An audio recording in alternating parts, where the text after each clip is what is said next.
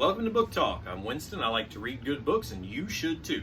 Today we are talking about DriveThru RPG's Pocket Quest 2023 Game Design Jam. Space was the theme, and this entry is Under a Blood Red Sun. And as soon as I started flipping through this and started reading it, I couldn't wait for this to come up in the queue. This is for inspiration.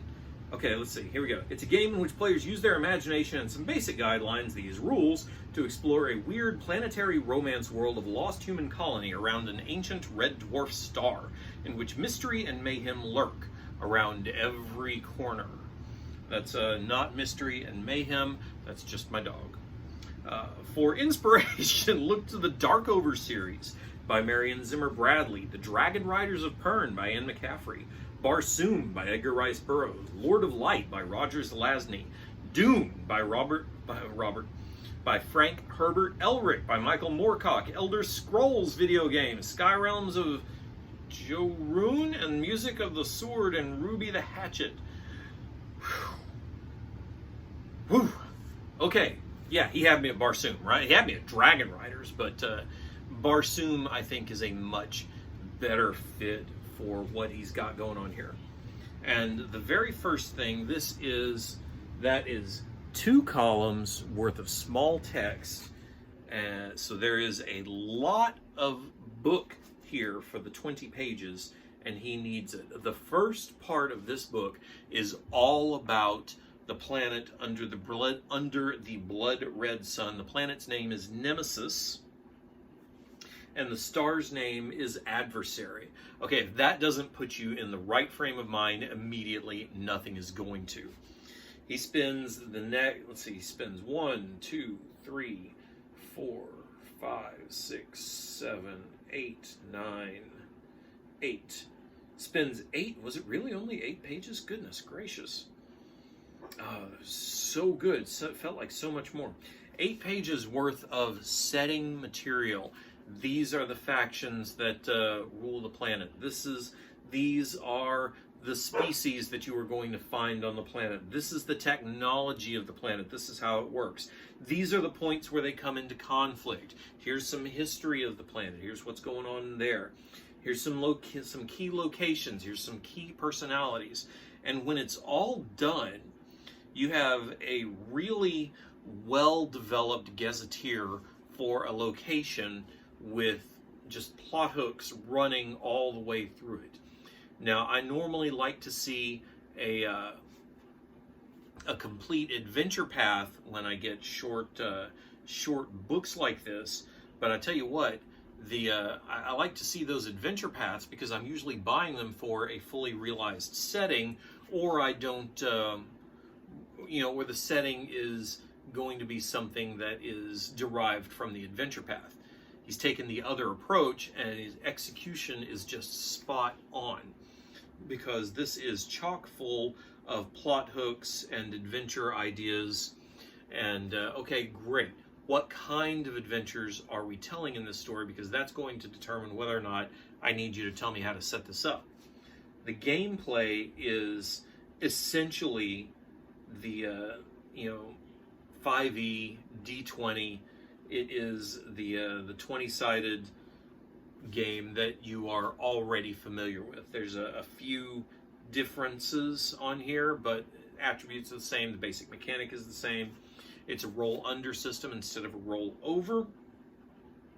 And then you get to pick some backgrounds and training, which gives you advantages on doing your different actions. It's very obviously derived from those bones, but it's slimmed down and it works really, really well for what this is. And it also tells me exactly what I need to know, which is the setting is meant to carry forth the type of games that I'm already playing. So that's great. I've got an immediate grasp on it. I know what to do. Now, what's to keep me from lifting that setting up and running it in Savage Worlds or Castles and Crusades or something, something else that I've already got all the books for and know all the stuff for?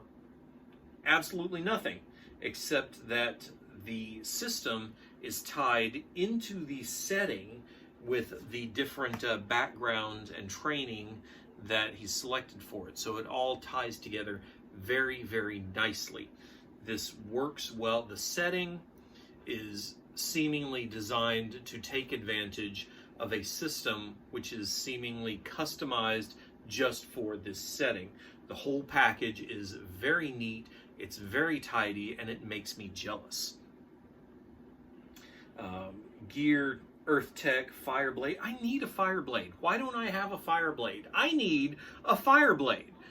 I don't know what I'd do with a Fireblade. I need gray goo. I need gray goo. That's probably not a good idea either. All right, so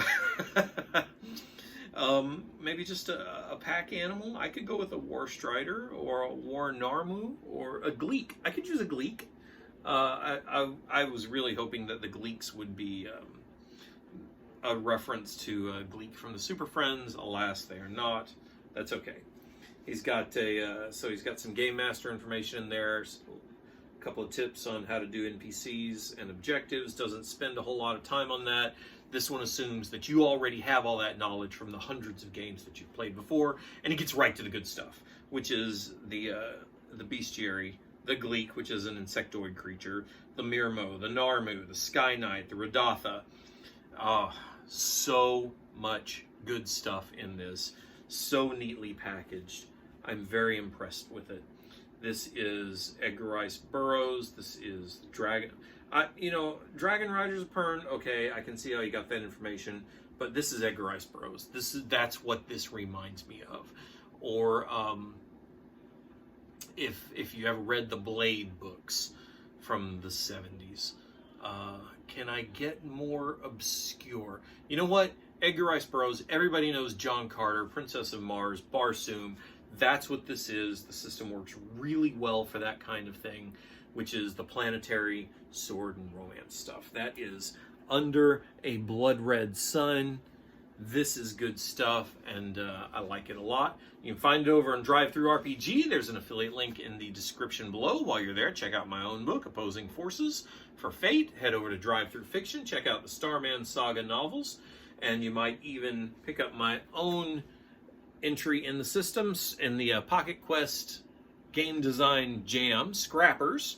When you're done doing all that, head on back here because there is more book talk yet to come.